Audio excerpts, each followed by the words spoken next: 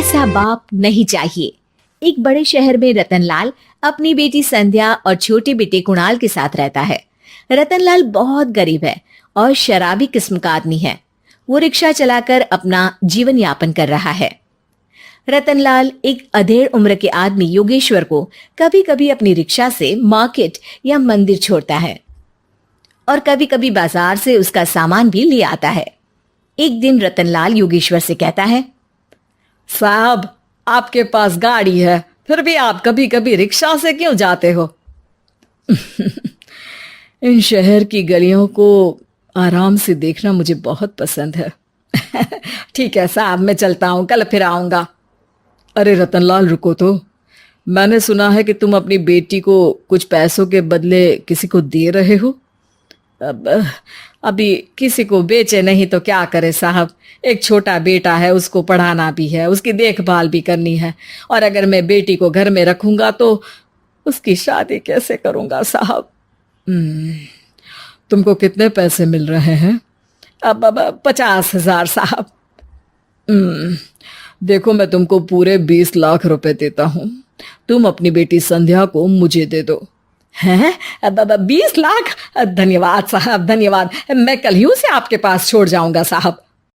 अगले दिन रतनलाल संध्या को हमेशा के लिए योगेश्वर के यहाँ छोड़ आता है और बदले में 20 लाख रुपए लेकर घर आ जाता है।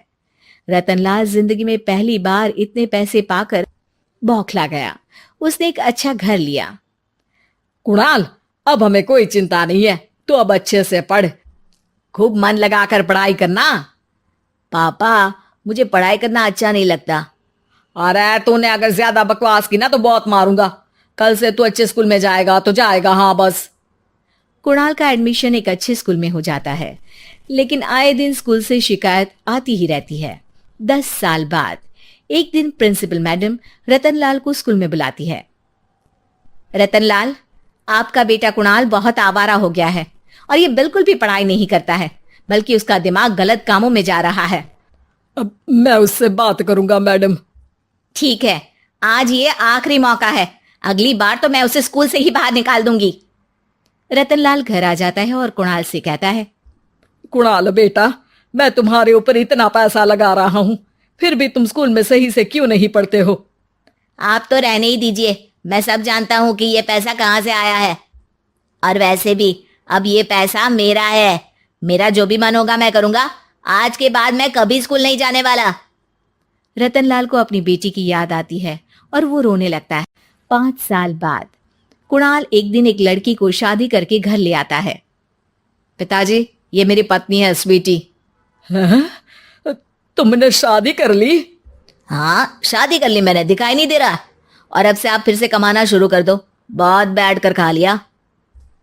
कुणाल, तुम इस बुड्ढे को घर में क्यों रख रहे हो? देखो ना, ये शराब पीता है, इसे घर से बाहर निकाल फेंको। अरे स्वीटी, ये मेरे पापा है, कैसे बाहर निकाल दूं?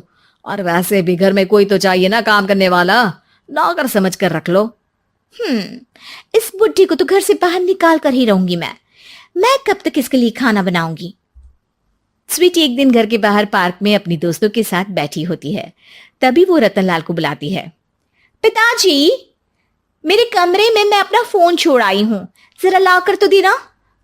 हाँ जरूर, अभी लेकर आता हूँ। रतनलाल फोन लेकर आ जाता है। कुछ समय बाद स्वीटी के फ्रेंड्स भी चले जाते हैं। स्वीटी अंदर आकर शोर मचाती है। चोर चोर! कहाँ है चोर? मुझे तो यहाँ कुछ नहीं दिख रहा। अरे ये अलमारी खुली पड़ी है, जरूर किसी चोर ने ही खोली होगी। अरे कौन आया था यहाँ? यहाँ तो पिताजी आए थे बस। अरे बहू, मैं चोर नहीं हूँ। मुझे तो आप पर अब बिल्कुल भी विश्वास नहीं है पिताजी, क्योंकि जब आप पैसे के लिए दीदी को बेच सकते हो तो आप चोरी भी तो कर ही सकते हो। अरे लेकिन वो सब तो मैंने तेरे भले के लिए किया था ना। मैं तो कहती हूँ कि हमें इनकी कमरे की तलाशी लेनी चाहिए। तुम बिल्कुल सही कह रही हो, चलो। स्वीटी और कुणाल दोनों रतनलाल के कमरे की तलाशी लेते हैं और उन्हें वहां स्वीटी की ज्वेलरी और पैसे मिल जाते हैं। मैं तो पहले ही जानता था कि चोर आप ही हो।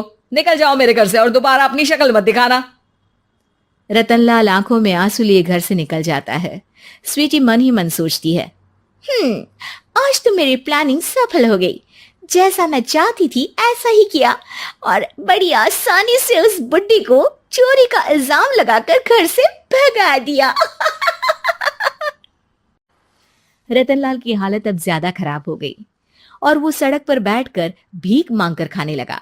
एक दिन वहां एक गाड़ी आकर रुकी और सड़क पर बैठे सभी भिखारियों को अपने सेंटर ले गई।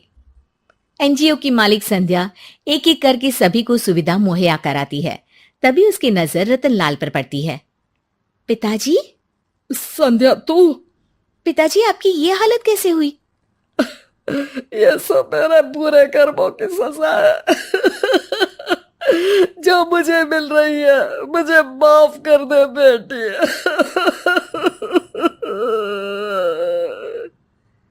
पिताजी, मैं आप पर बिल्कुल भी गुस्सा नहीं हूं, क्योंकि आपने मुझे यहाँ भेजकर अच्छा ही किया। मेरी जिंदगी बदल गई। लेकिन ये सब हुआ कैसे बेटा? आप ये नए कपड़े पहनो, तब तक मैं योगेश्वर अंकल को बुला कर लाती हूँ। योगेश्वर अंकल? हाँ अंकल। योगेश्वर जी ने तुझसे शादी नहीं की थी? नहीं तो पापा, उन्होंने तो मुझे पढ़ा लिखा कर इस काबिल बनाया है कि मैं आज सबकी सेवा कर पा रही हूँ। रतनलाल पश्चाताप करके रोता रहता है। तभी योगेश्वर भी वहां आ जाता है। रतनलाल जी, आपकी ये हालत कैसे हुई? इतने सारे पैसों के बावजूद भी? क्योंकि मैंने बेटे और बेटी में भेदभाव किया था। लेकिन आपने ये कैसे किया? मुझे ये जानना है, बताइए। सालों पहले जब संध्या छोटी थी, तब मैंने एक बार एक आदमी से तुम्हें बात करते हुए सुना था, जो कुछ पैसों में संध्या को तुमसे खरीद कर शादी करना चाहता था। मैं उस समय एनजीओ में बच्चों के लिए ही काम कर रहा था और मैं किसी भी लड़की की जिंदगी खराब होते नहीं देख सकता था। इसलिए मैंने अपने जीवन की कमाई का एक बड़ा हिस्सा तुम्हें दे दिया था। सच में कितना गलत था मैं। मुझे माफ कर दो। अब आप दोनों मेरे साथ घर चलो और आज मैं अपना सच्चा प्रायश्चित करना चाहता हूँ। योगेश्वर और संध्या रतनलाल के साथ घर जाते हैं। स्वीटी दरवाजा खोलती है। चोर भिखारी, तू फिर से आ गया? चल भाग यहाँ से बुड्ढे। ये घर तुम्हारे बाप का नहीं, मेरा है। बाहर निकलो यहाँ से। रतनलाल कुणाल और संध्या को घर से बाहर निकाल देता है। योगेश्वर जी, अब ये घर आपका है और अब आप यहाँ एक और एनजीओ खोल सकते हैं। शायद अब ये सच्चा प्रायश्चित है। संध्या अपने पिता के गले लग जाती है।